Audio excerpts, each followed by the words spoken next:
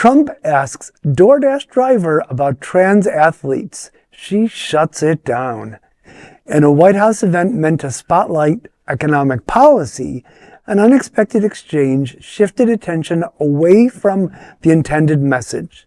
On Monday, President Donald Trump hosted Arkansas DoorDash driver Sharon Simmons to highlight a no tax on tips initiative.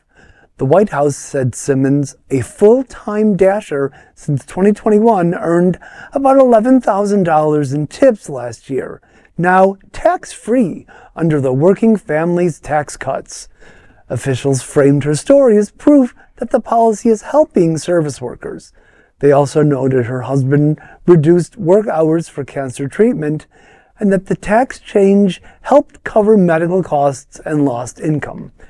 But during questions outside the Oval Office, Trump pivoted. They want to have, open borders. They want to have men playing in women's sports. Do you think that men should play in women's sports? I really don't have an opinion on that. You don't? I'll bet you do. No, I'm here about no pizza. tax on tips. Yeah. The moment drew attention online, with the Human Rights Campaign posting, quote, "Sir, this is a Wendy's," end quote. This is not the first time that Trump has raised transgender issues in unrelated settings. So his deepening dementia continues to cause him to pivot off script, reinforcing his ongoing decline. If only he'd pivot and shuffle off this mortal coil.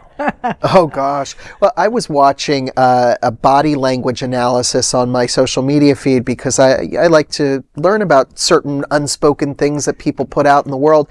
And did you notice how he kind of did mimic. this shift? The mimic. That's actually the end stage of dementia, is when your frontal lobe, usually what we do is because we're communicative with people, we like to replicate what they do in order to be in sync with people.